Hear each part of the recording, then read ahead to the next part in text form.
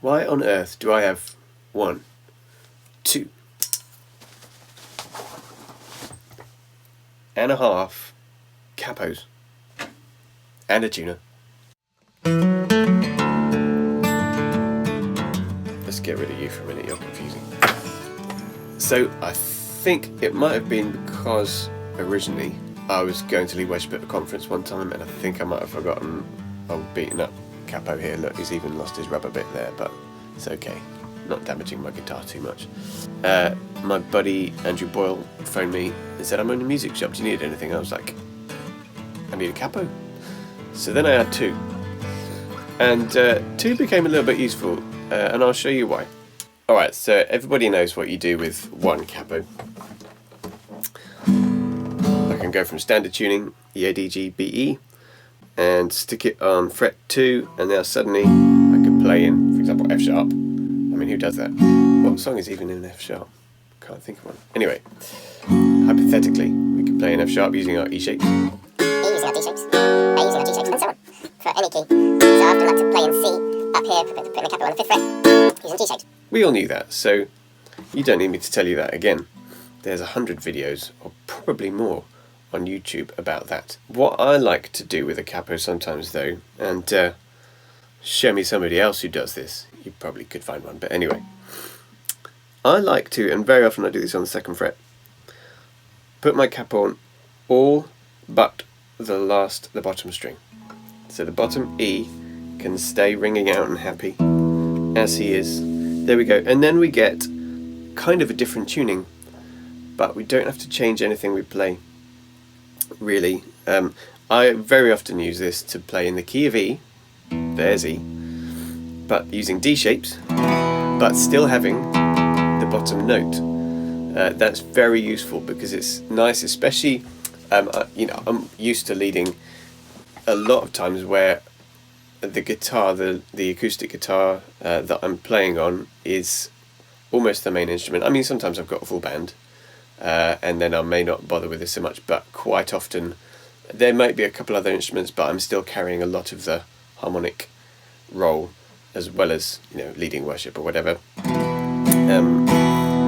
So to play in E using D shapes, which I find just so comfortable and so flexible, I just love it. Sometimes I like to add the extra 4th fret on the D string, 4th fret as it now is from there.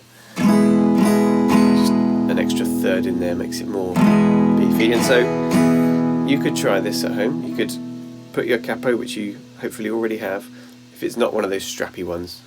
We had one of those growing up at home, it's a funny thing, on all but the bottom string. And see, try playing in D, but with a ringing E. And then we can change the bass note, use your thumb or this shape if you want, to give the 3rd in the bass before you move to your 4th chord, for example. Everything else just works as you'd expect it to. A chord, D chord, G chord, and so on. The only thing is, if you want to play a 2 minor, that would be typically playing in the key of D, would be an E minor shape like that. If you do this, you've still got that. Usually you'd expect to hear ba. Now, I have found it possible to do this.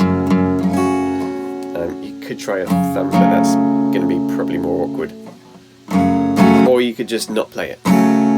So in that case, we don't have the bass note of the chord. So there are some trade-offs. So just be aware of that. But tell me about the other capos. I'm getting there. The other way that I like to do this is sometimes to go up to fret 4. Same idea, leave the bottom string open and play in the key of C. I like to do this for Cornerstone. My hope is built on nothing less than Jesus' blood and righteousness. Oh, I dare not trust the sweetest frame, but wholly trust in Jesus' name. Could even go for some high voicings. You find you still got the big chunky bass. Really useful. Okay, so alright, that's 1 capo, some slightly interesting ideas with it, but I know you wanted me to talk about 2.5 capos. Here's capo number 2, Mr. Old and Grumpy. tired, but he still works. Now, if I put him on 2, I can play in the key of F sharp again, because for some reason I really want to do that today, using my D shapes, because I've got this barring all but the last string, but now there's this one making that the new bottom note. Aha! 2 capos, you see, at the same time. They are useful. So now I can play an F sharp using my D shapes and have the bottom note. What? Crazy. Or even my playing in the key of C thing. Oh, you get just some sweet sounds, alright? So there you go, there's 2 capos. I'm not sure there's much more I need to say about that. Because you all know what one capo does, and I've shown you a little extra thing you can do by leaving the bottom string open. So, why have I got 2.5 capos? This, everybody, is a half capo. Now, you probably have heard of one, but I only recently got one, and I love it. It opens up some more possibilities. So let's, I think, probably take away you, second capo. But we'll leave this one here. And now let me demonstrate half capo. Let me demonstrate it on its own first. Alright. Give it its moment of glory. Okay. Just check its time. Alright. So hello. Oh, we've got this capo's just pressing down the A, D and G strings, and I've put it on the 2nd fret. This gives us again what sounds like a new tuning. Alright. In fact, the wise and astute among you may recognise that sound as being a bit like dadgad. Because it's the same sound, it's the same intervals between all the notes. So we kind of have this slightly more open sound tuning.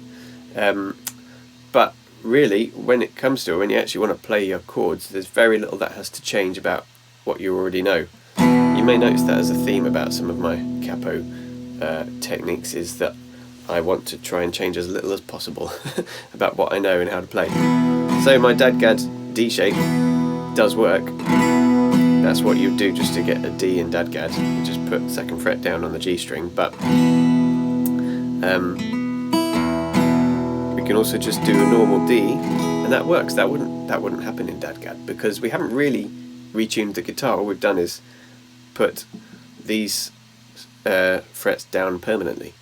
It's a different thing, alright? So my G chords still work, my A sus, but the open strings will give you something different when they're just left open. Instead of ba-da, it's da-da. Alright? So you get some really juicy things going on.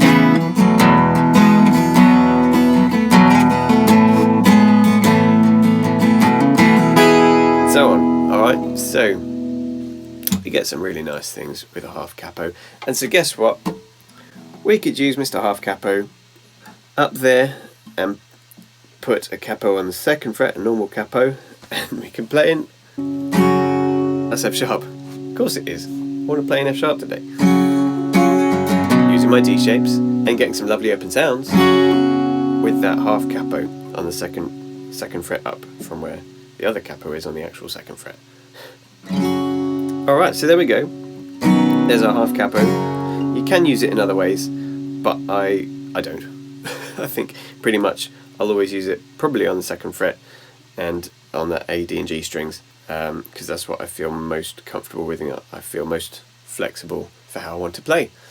Alright, so I hope that's given you some ideas. If you've got any questions or other suggestions, you could add a comment, send a pigeon with a thing under its toes and see if it reaches me, or anything else really.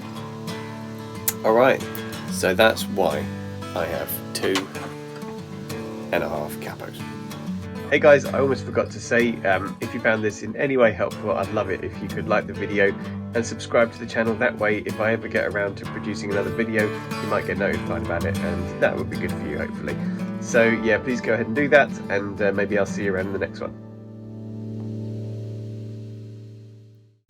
Why on earth do I have... Let's try again. Get back in there.